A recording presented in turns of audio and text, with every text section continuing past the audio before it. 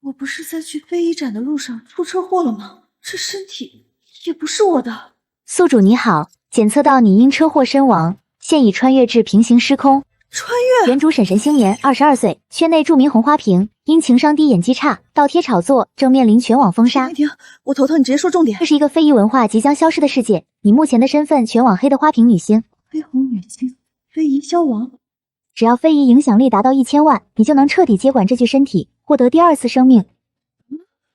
我还能获得第2次生命？因为当前世界文化荒漠化程度严重，非遗濒临灭绝，绑定非遗传承系统后，宿主任务达标即可获得新生机会。但是你需在1年内让非遗影响力达到1000万，否则灵魂将彻底抹除。让我一个国家级非遗传承人来干这个，这也太爽了吧！这任务我接了。星棉，这是你最后的机会。综艺不一样的旅行，主打穷游直播，公司本来不想给你的，是温冉帮你求的情。温冉，那个号称人淡如菊的影后，你这是什么表情？人家处处维护你，别再缠着顾妍炒 CP。以前那个满脑子男人的沈星棉已经死了，这次我是去旅行的。你这眼神，怎么感觉几天不见，这小祖宗像变了一个人一样？不对，5天穷游没经费。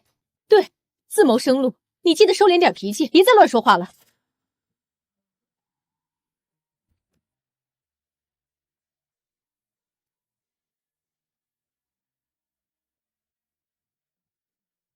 大家好，我是沈星冕。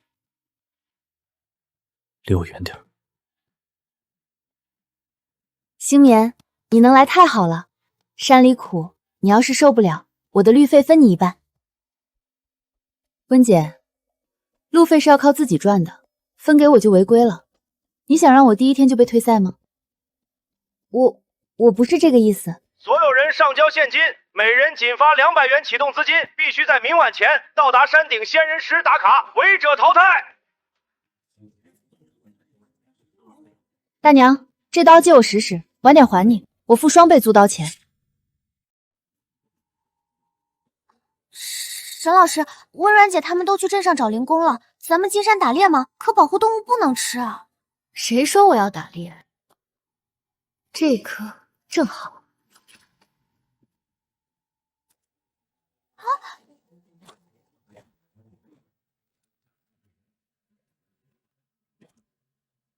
愣着干嘛？搬竹子下山。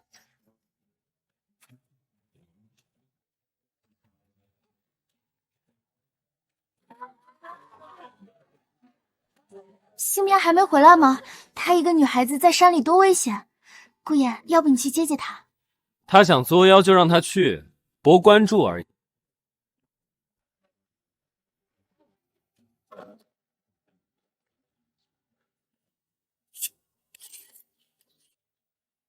姑娘，你这卖竹竿呢？这年头谁买这个？不卖竹竿，卖非遗。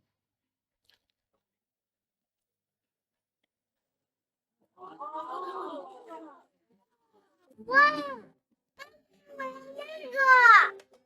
，5块钱一个，不还价。星棉，这种小玩意儿虽然新鲜，但边边角角都是刺，一股子廉价感，万一划伤孩子手，公司会很难办的。温姐，看好了，这叫非遗竹编。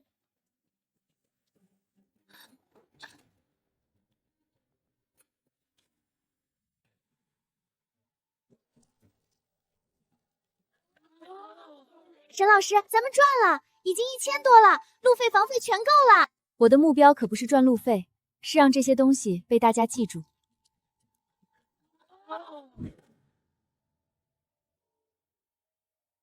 这手法和他一模一样。陆总，要不要联系节目组？不，先看看他今晚的表现。检测到非遗影响力攀升至100万，获得小试牛刀成就。才100万，不够。同时检测到世界人物对宿主的恶意值迅速攀升。那个温冉动作挺快啊。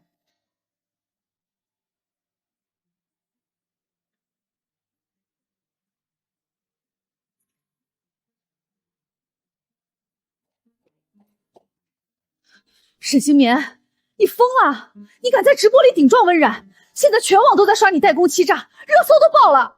哦，下午镜头没拍到吗？谁能想到你做主编的时候摄像没开机，素材里只有你收钱的镜头，真有意思。他们说我代工，证据呢？温冉发了一张照片，是你下午去山里借刀那户人家的，那大娘手里也拿着竹鞭，大家说你就是去跟他买的。既然他们想看，那就看个够。李姐，帮我准备一套汉服，明早直播。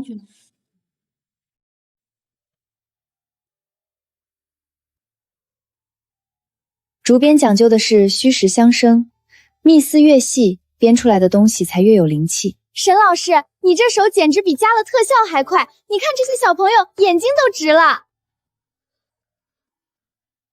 姑娘，你这手艺绝了！我活了40多年，头一回见人现场能编出这么精细的东西。多少钱一个？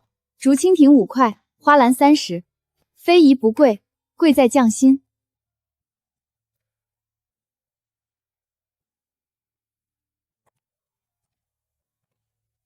哎呀，星棉，你这摊位好热闹啊！不过这些竹编真的是你现场做的吗？温姐眼睛若是没毛病，应该能看见我手里在动。沈星棉，别装了，这种老手艺没个几十年的功力根本拿不手。你昨天进过山，谁知道是不是去哪个老师傅家里买了一堆现成的回来演戏？顾言，你别这么说，星棉可能只是想帮帮咱们组，稍微用点小聪明也是可以理解的。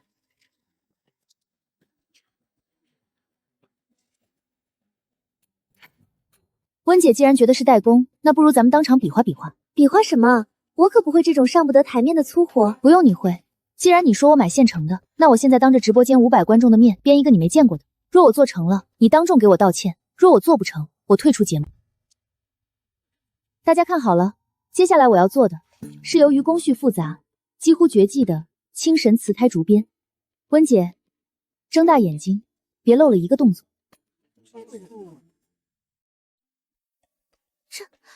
这简直是给瓷器穿了一层衣服。这叫瓷胎竹编，讲究精巧雅透。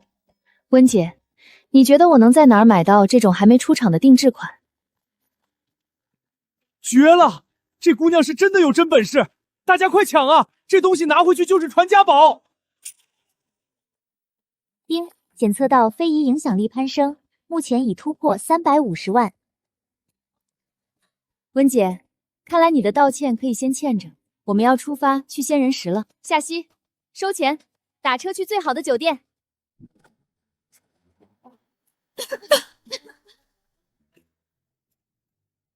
沈老师，我这辈子参加综艺没这么豪横过。以前那些导演老想看我们受罪，结果你带我来度假了。这有啥的？我的手艺值得让我们过上好的生活。非遗传承从来不是为了苦而苦，它若是不能让手机人过得更好，那它就没有传承的意义。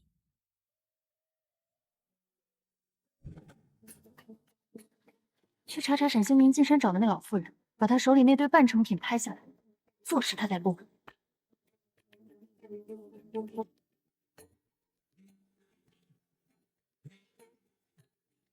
沈星棉，你又上热搜了，但这回是代工实锤，有人拍到你下午去的那家大娘手里全是你之前做的那种竹蜻蜓，你赶紧看看。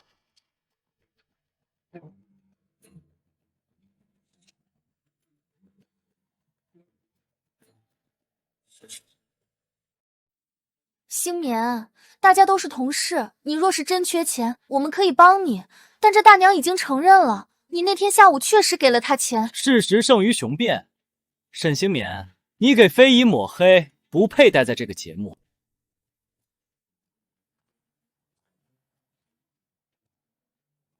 温姐，你的证据就是那几张照片，那位大娘亲口说的，还能有假？我确实给了她钱，因为我见她生活困苦，买下了她手里所有劣质的竹材，顺便教了她几招能养活自己的编法。怎么，助人为乐也成了罪名？既然你们不信我会非遗，觉得竹编可以代工，可以速成，那咱们再换一个。接下来我展示的是非遗绒花，这东西整个镇子都没几个老师傅会，你们去哪儿找给我代工？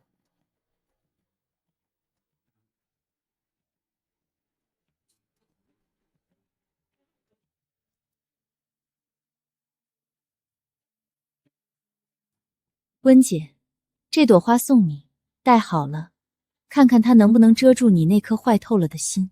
快，给特写！这是艺术品，这是真正的神迹！叮！恭喜宿主，由于极致反转，非遗影响力瞬间飙升至480万，任务进度过半。谁说非遗是上不得台面的东西？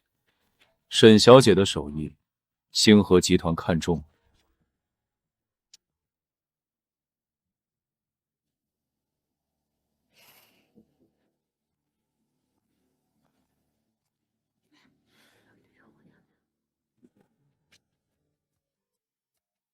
沈老师，你刚才在大堂那一下真的太飒了，那朵绒花能不能教我？我也想有一双像魔术师一样的手。非遗不是魔术，是苦功夫。你想学，得先磨性子。你知道吗？这竹编的历史能追溯到新石器时代。古人没有塑料，这些东西就是他们唯一的材料。那时候的匠人编一只筐能用几十年，这不仅仅是技艺，更是对先辈智慧的敬畏。别急，顺着他的性子走。竹子硬，你得比他更稳；竹子韧，你得比他更活。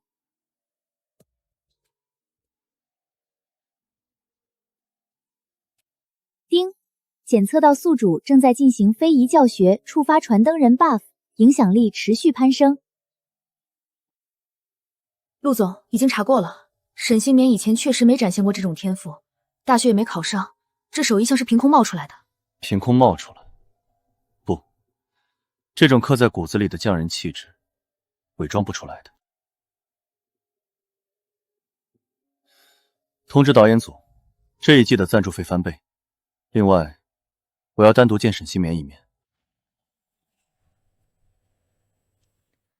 沈老师，怎么了？没什么，感觉被一头猛兽盯上了。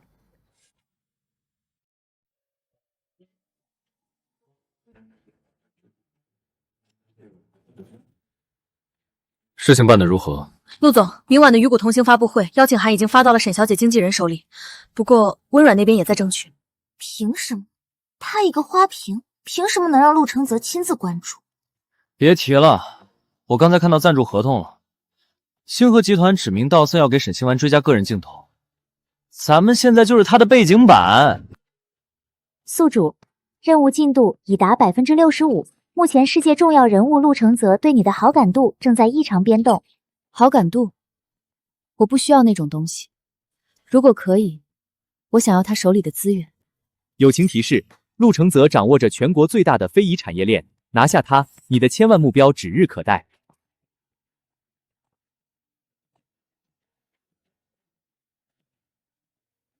沈小姐，陆总请你共进宵夜，您放心，这是私人行程，没有摄像。告诉你们，陆总，我不吃宵夜。如果他想谈合作，明天发布会见；如果他想谈情，那他就找错人了。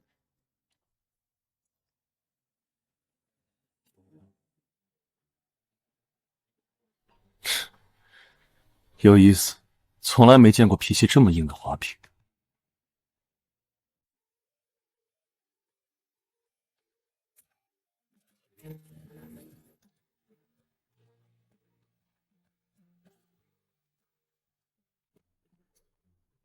各位嘉宾请注意，打卡停止，集合截止时间到。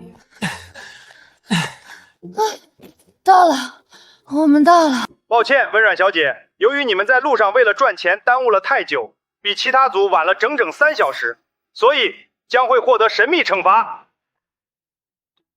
星棉，我听说了，你那手竹鞭真是给咱们演示圈长脸了。是啊，下次一定要教教我，我最喜欢这些精致的东西。既然大家都到了，那我们就结算一下这5天的收益吧。导演，我们组虽然慢，但我们凭劳动力赚了3000块。我们组除了路费和住5星级酒店的钱，还剩下18000块。18000？你卖竹青图卖了18000？哪呀？我沈老师现场编的那个瓷胎竹编瓶，被当地一个收藏家直接溢价15000买走了，人家还说这是捡漏。温姐，听说你们为了赚那3000块，去餐馆刷了500个盘子。辛苦了。你那是投机取巧，不，这叫手艺改变命运，或者说非遗拯救智商。这一期不一样的旅行最终 MVP 是沈星棉。不仅如此，由于沈星棉的非遗热度，国家非遗协会决定授予沈星棉青年非遗推广大使称号，并邀请沈星棉参加星夜盛典。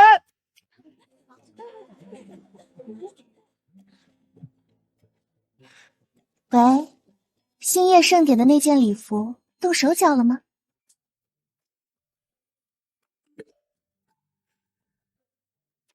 星棉，我的小祖宗，你彻底火了！你看看热搜榜。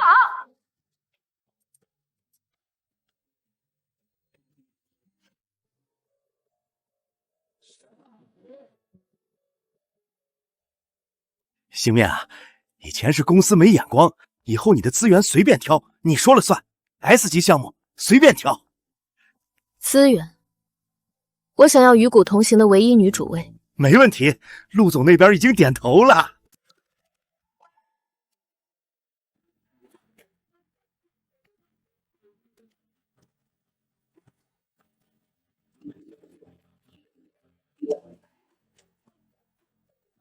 捧得越高，摔得越散。沈星棉，星夜盛典，我要你穿着那件破烂，在全世界面前丢人现眼。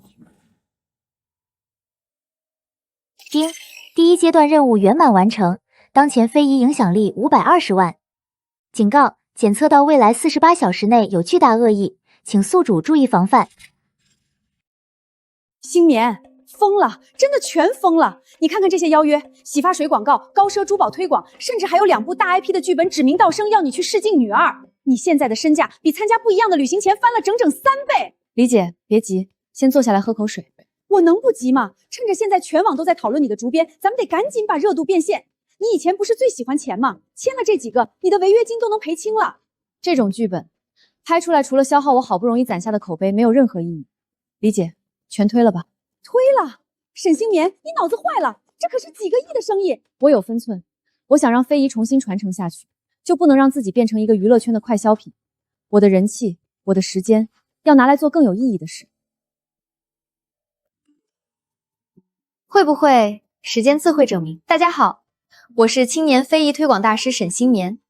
今天不砍竹子，我们教大家做一个小玩意儿——竹节人，顺便给大家展示一下真正的竹刻。竹刻讲究的是以刀代笔，这一刀下去，木屑飞舞，留下的就是岁月的痕迹。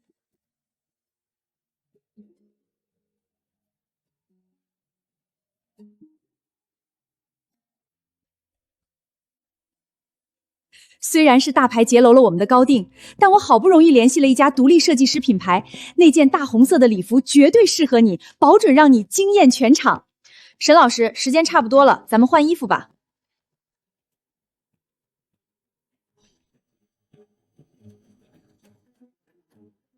怎么会这样？是谁干的？是谁？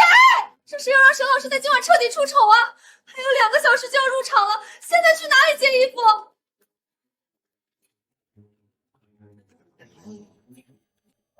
发质极好的棕褐长发，全公司只有温软助理是这个特征。温软搞这种手段，未免太幼稚了。星棉，咱们走吧，这红毯咱们不走了，说是突发过敏，总比穿着烂衣服出去强。谁说没衣服穿？李姐，帮我把我车里那个黑色的帆布袋拿过来。那是你准备去与股同行试镜的素材包，里面全是些烂布和木头，你要干什么啊？既然有人想看我没衣服穿，那我就穿一件这世上独一无二的非遗华服。我要让他知道，真正的美，不是几个奢侈品牌能定义的。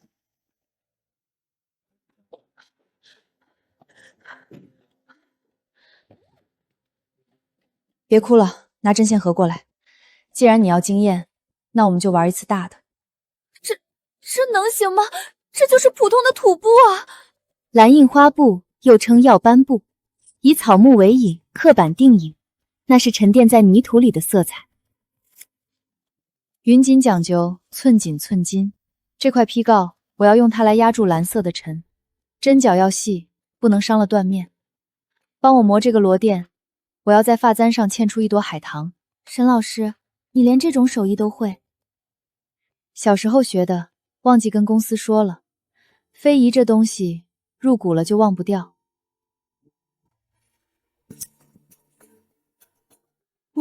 我从未见过这样的搭配，明明很朴素，为什么看起来贵气逼人？李姐，马车备好了吗？备好了，但这衣服能行吗？那就出发。这场硬仗，我们要赢个彻底。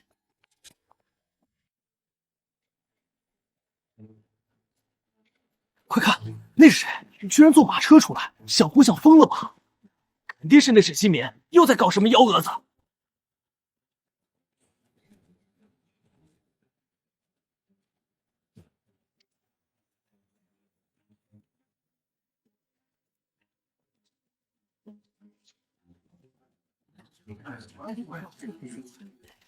这种土布，他怎么敢穿出来丢人显眼的？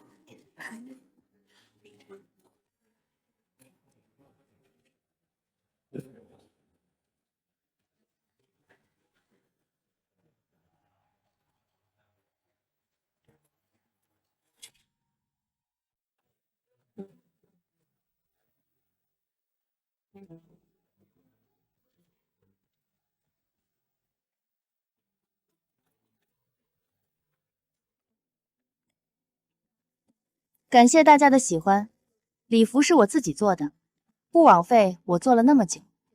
附赠制作过程视频。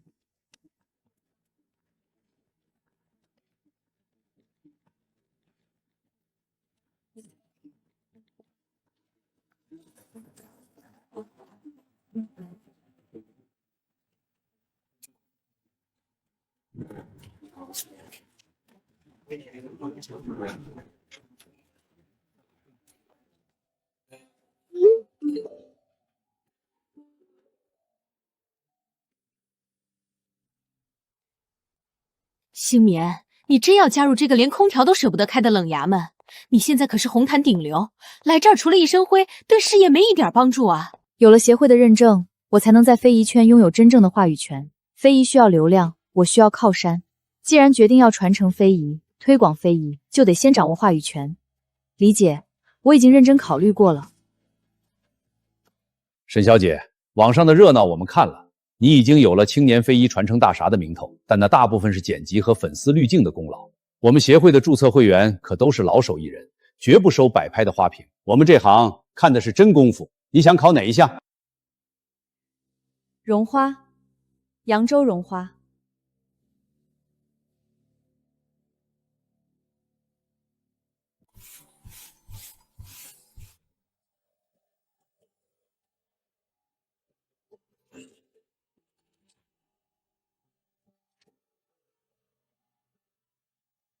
这种指法，没个10年的死功夫根本下不来。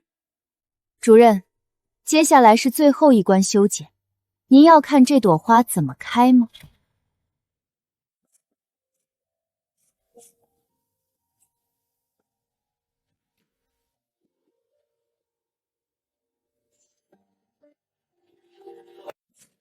绝活，这绝对是绝活！这排绒的密度，这修剪的精准度，沈小姐，老夫眼拙，竟然不知道还藏着你这样的一位大宗师。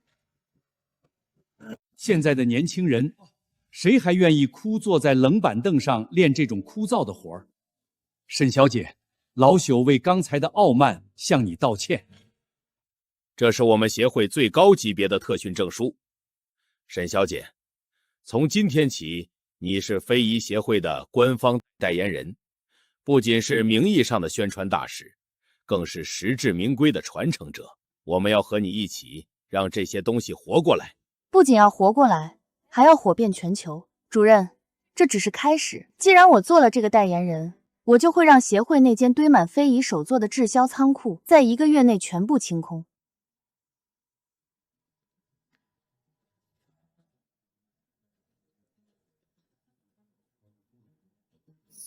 恭喜宿主，非遗影响力达成关键突破，获得名扬四海称号。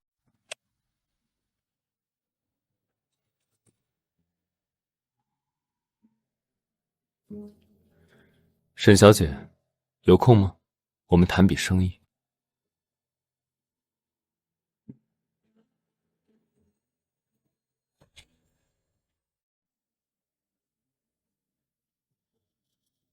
静眠，这可是星河集团，你等会儿收敛点，人家给什么咱们就接什么，千万别在这个节骨眼上耍性子。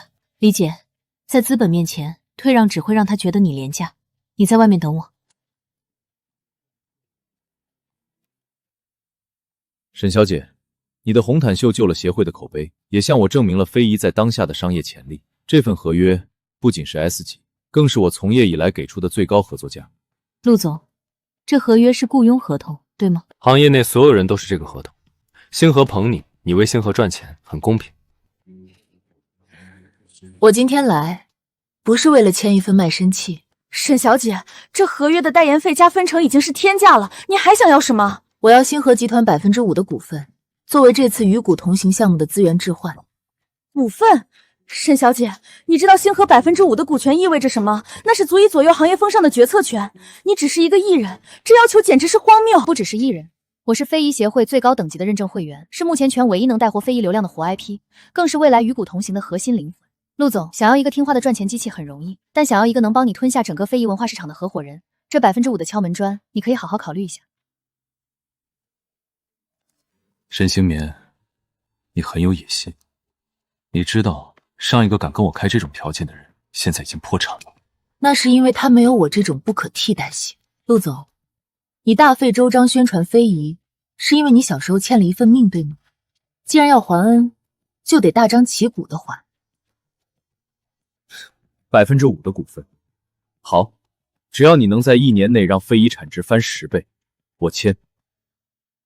但如果你输了，沈星眠，我要你赔上你作为非遗博主和明星的所有名声，永远离开这个圈子。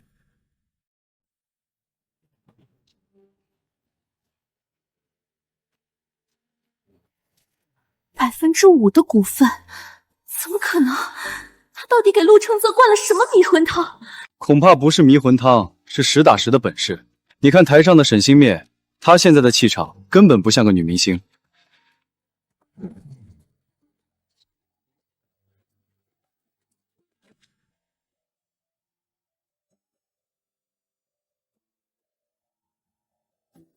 绝了！这种质感，我们要的就是这种神女入凡尘的真实感。快，给手部动作特写！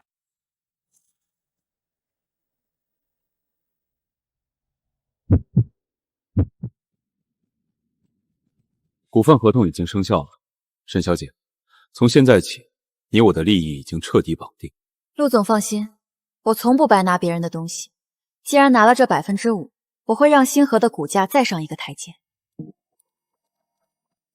我不关心市值股价，我只关心你能不能一直保持这种不服输的劲儿。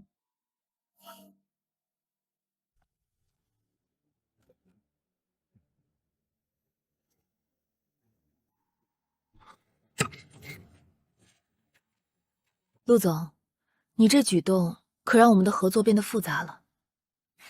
倍感荣幸。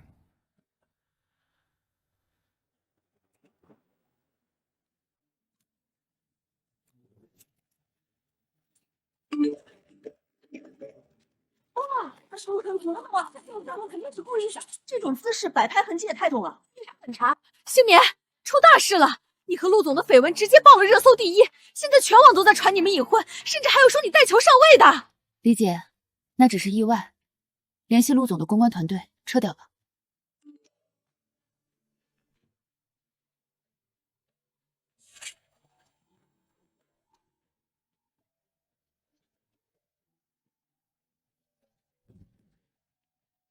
这个男人远比他想象的更有担当。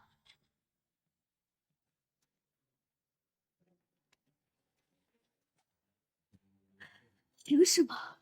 股份是他的，热搜是他的，连陆承泽的片子也是他的。我才是公司的门面，我才应该是那个众星捧月的人。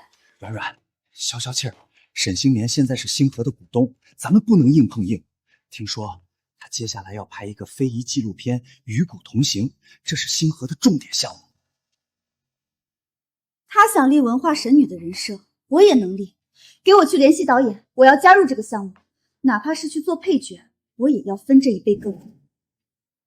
导演，我一直对传统文化非常向往，虽然我不是专业的，但我愿意学习，哪怕去农村住几个月，去体验最艰苦的生活，我也在所不惜。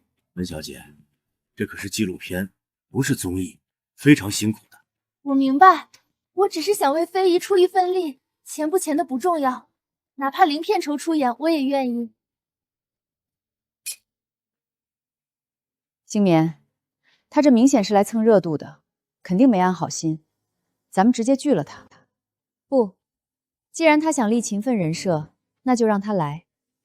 想吃非遗这块饼，光靠一张脸可没用。我也想看看这位娇生惯养的影后能坚持多久。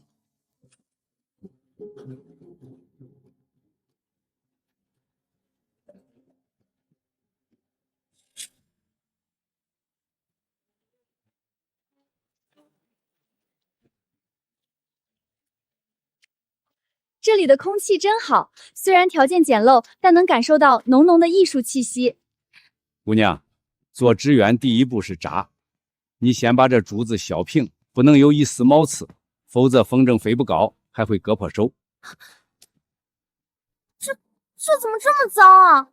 而且这竹子味道好冲，我的手都红了。阮姐，不是说要传承吗？这就受不了了。我只是没适应。沈星年，你没必要冷嘲热讽。这里的每一根竹子都是手艺人亲手从山上砍下来的，嫌脏，那你就退出回家。看着我，手腕用力，刀尖向外。非遗不是你用来博眼球的道具，你不用心，这竹子就会惩罚你。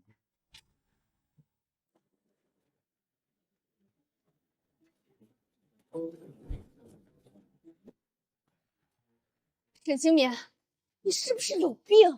在镜头前故意让我下不来台，你很得意是不是？你不就是运气好，靠着陆承泽给你砸资源，靠着你那张脸骗了老头子们的欢心吗？说完了吗？别跟我装清高，你现在的地位哪一点不是踩着我上去的？你这种只会钻营的小人，凭什么演女主角？阮姐，我原本以为你只是功利，没想到你还如此愚蠢。这一年来，我劈了多少根竹子，刻了多少块螺点，通了多少个通宵研制绒花，你看不见。你只看见了陆承泽给我的股份和对我的关照。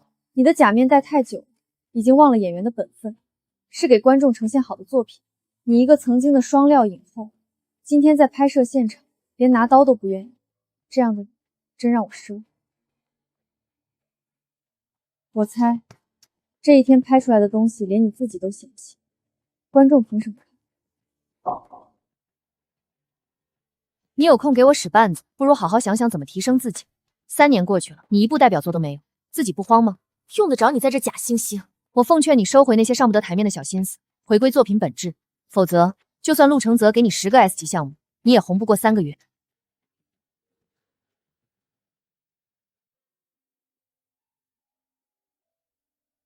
姑娘，这风筝扎了一辈子，以前是为了糊口，现在是为了别让它断了线。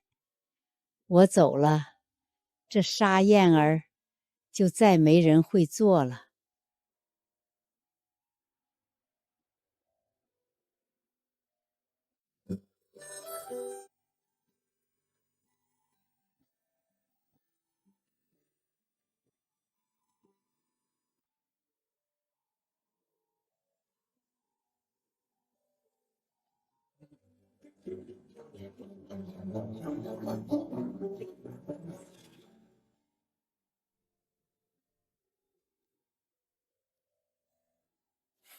沈星棉，你给我的惊喜越来越多了。纪录片的热度只是一时的，我们要面对的现实是，奶奶老了，而年轻人多数不肯回来。目前的传承模式是断代的，不可持续的。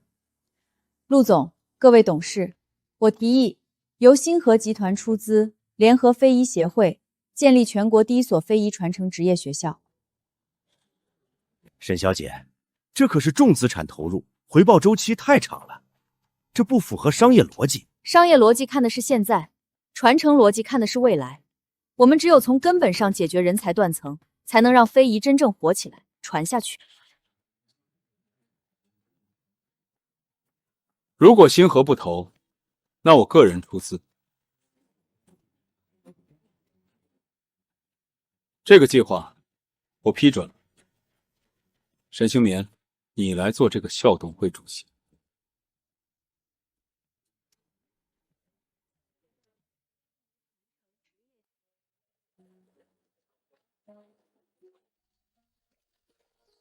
哇，这泥比我家楼下那中介还黏。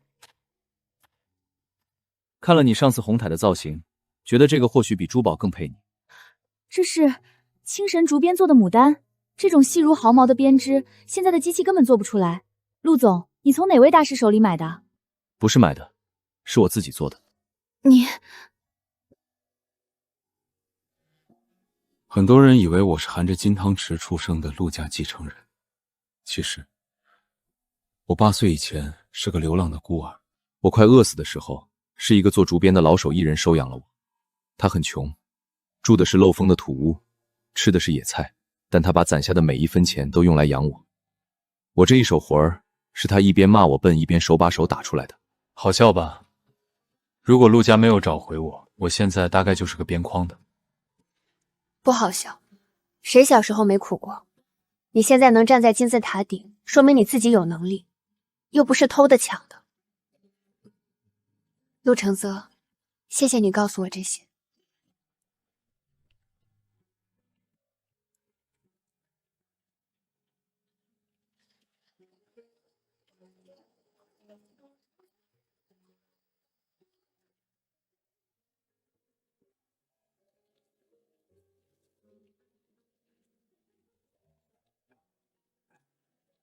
他死在我被接回陆家的前1个星期。1个星期。那年冬天特别冷，他生了重病，为了省钱给我买一套像样的过年衣服，他不肯去医院，就在那个破屋里熬着，最后死在了支气病。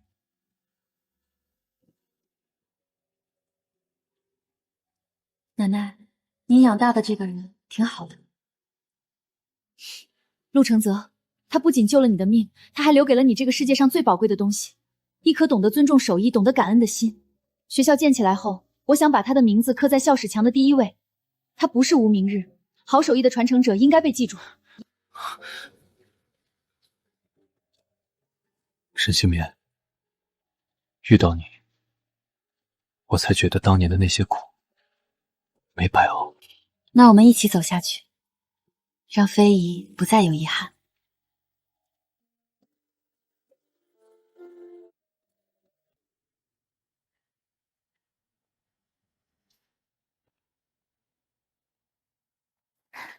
喂，我这有一个惊天大料。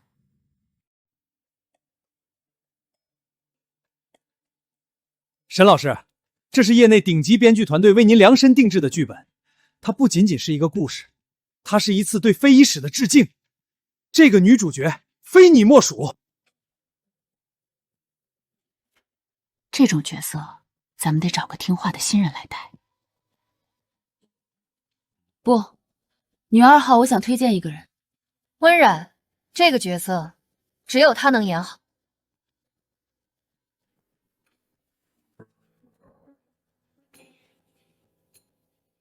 沈星棉，你又在玩什么花招？让我演女2给你抬轿，是想看我当众承认不如你吗？温冉，我讨厌你的功利和虚伪，但我从未质疑你的演技。这个项目我很重视，剧里如月这个多面的角色，我敢说除了你，没人能演得好。给别人，我也不放心。你说什么啊？我才不要你的施舍！我不是在施舍，我是作为一个投资者，给我的项目挑选最合适的人选。如果你还想当一个好演员，而不是当一个逐渐过气的流量花瓶，就接了他。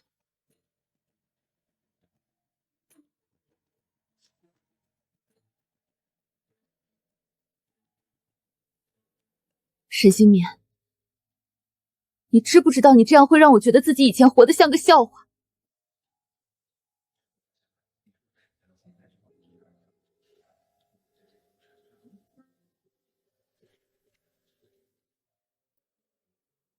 软软，你疯了吗？这可是 S 加级的古偶，你演一番，你拒掉一番女主去给沈星绵当配角，粉丝会撕了公司的。推了。你说什么？我说推了。以后那种只有流量没有脑子的剧，别再拿来烦我。我想通了，明天就进组跟沈星绵对戏。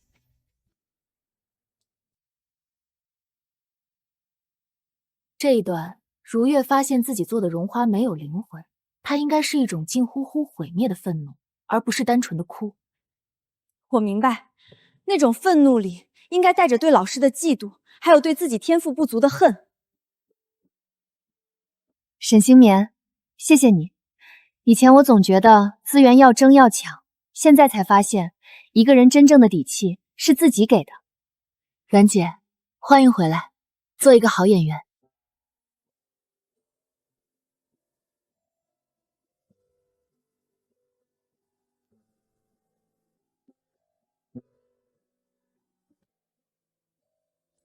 丁，检测到重要角色态度转变，非遗影响力突破750万。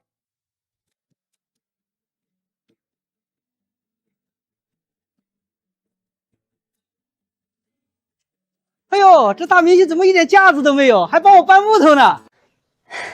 大爷，我不是什么明星，我是来跟您学手艺的学生。嗯。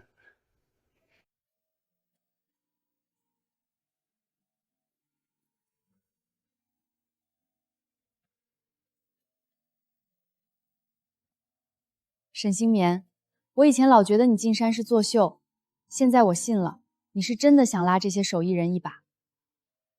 非遗长在泥土里，我们也得踩进泥土里。山里昼夜温差大，照顾好自己，注意安全。放心，我有非遗之神保佑。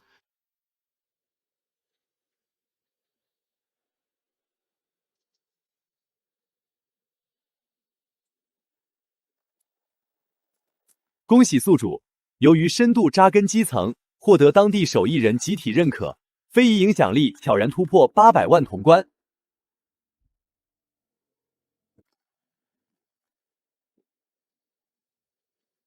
这天怎么突然沉下来了？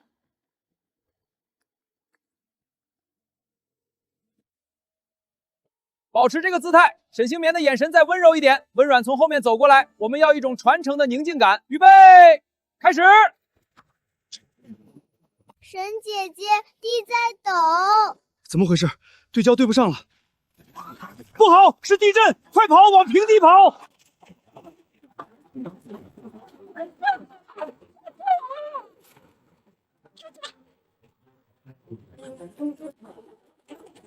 沈星绵还温软，他们还在下面，快救人！快打救援电话！沈姐姐，你醒醒！沈星绵，你说话啊！你的手。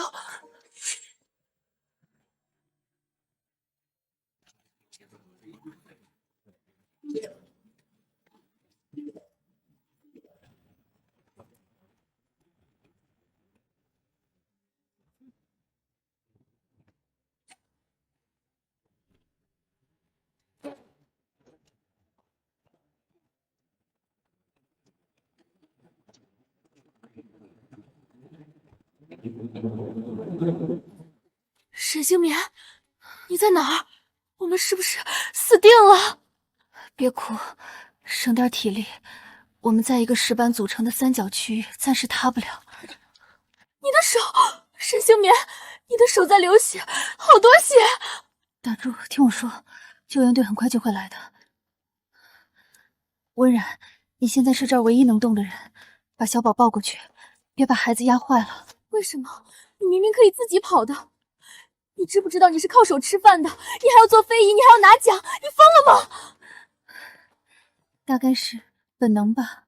要是见死不救，我也不配做传承人。沈姐姐，你疼不疼？不疼，姐姐和你玩一个变魔术的游戏，只要我们闭上眼数到100，就能出去了。警告：检测到宿主失血过多，右手神经濒临永久性损伤，当前救援成功率计算中。一定要先把他们救出去。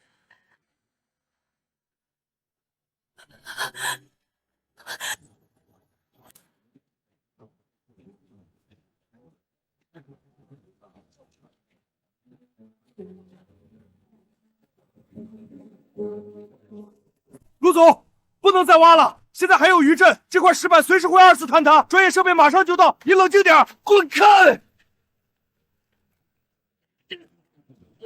沈星民，你听见没有？我不准你死！你说过要跟我一起建非遗学校，你敢食言，我……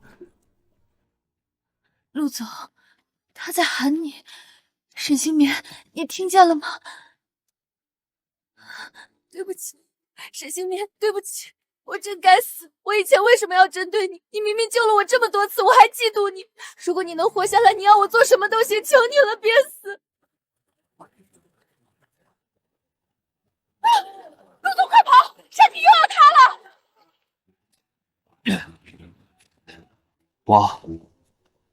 挖不出来，我就陪他埋在这里。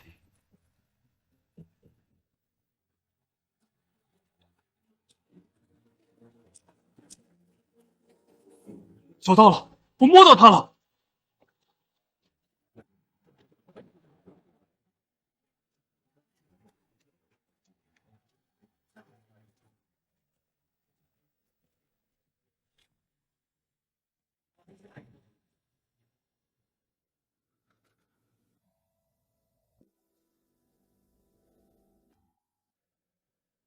沈星民，你睁眼看看我，救援队来了，医生也来了，你不能就这么丢下。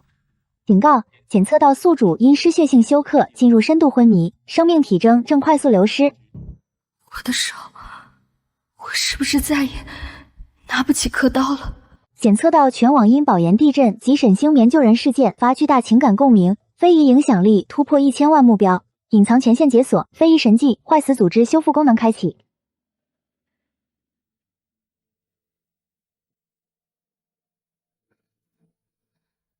童子，任务圆满达成，宿主已成功接管该身体，系统即将回归主脑。沈星棉，祝你在人间万古长青。医生，他醒了，他还有气，快救他！陆承泽，我要是死了，股份一定要分给那些手艺人。给，全给，只要你活着，你要什么我都给。别怕，承泽，我在。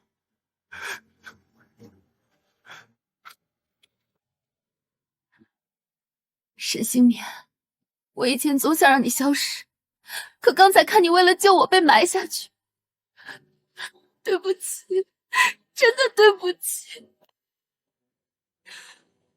星棉，全网都在为你祈祷。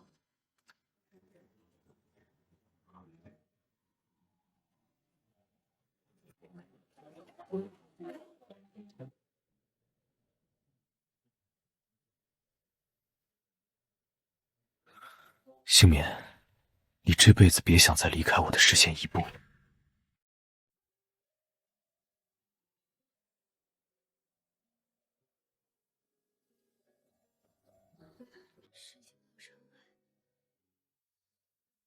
星棉，你醒了！医生，快叫医生！温姐，别叫了，我没事。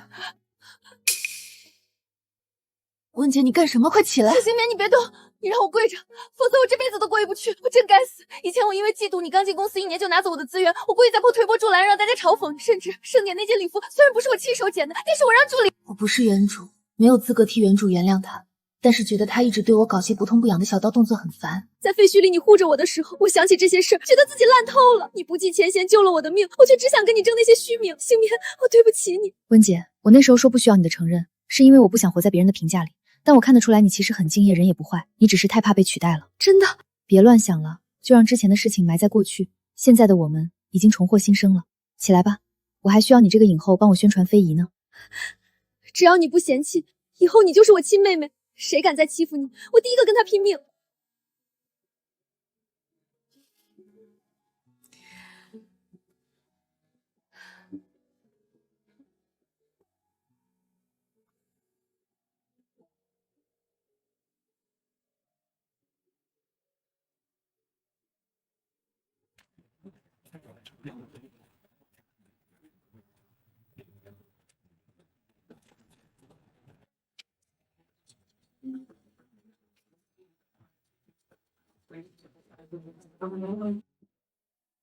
以前觉得她只是漂亮，现在才明白，她品行远比她编的那些非遗还要珍贵。这才是我们该追的星。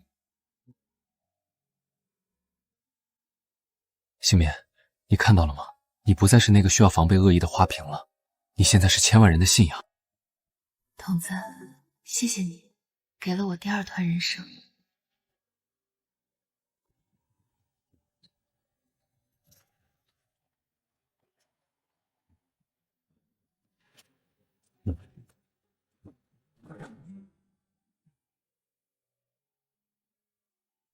你说什么？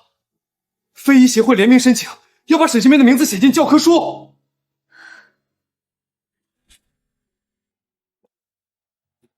欢迎我们的非遗女王，电影非遗传承人，领衔主演沈西木。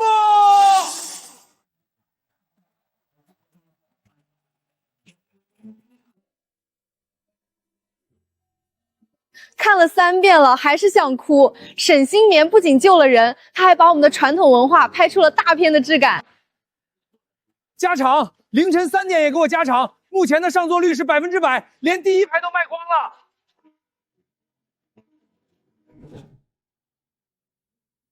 星棉，电影上映首日票房破5亿，周边产品的溢价已经超过了奢侈品。钱不重要，陆承泽，你看那些孩子，他们眼里有光。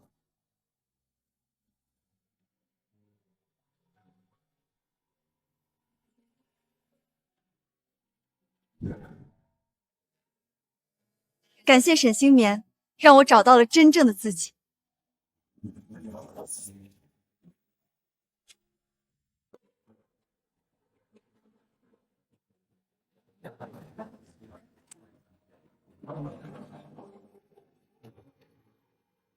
获得本届金像奖最佳女主角的是非遗传承人沈星棉。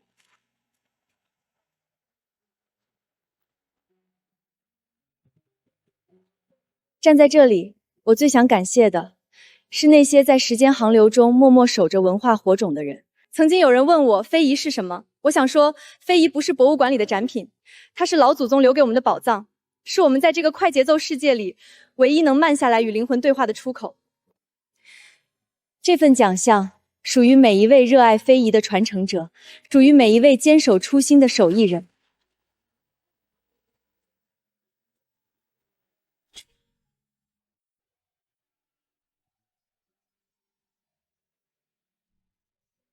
童子，你看到了吗？沈星明做到了。星棉，看前面。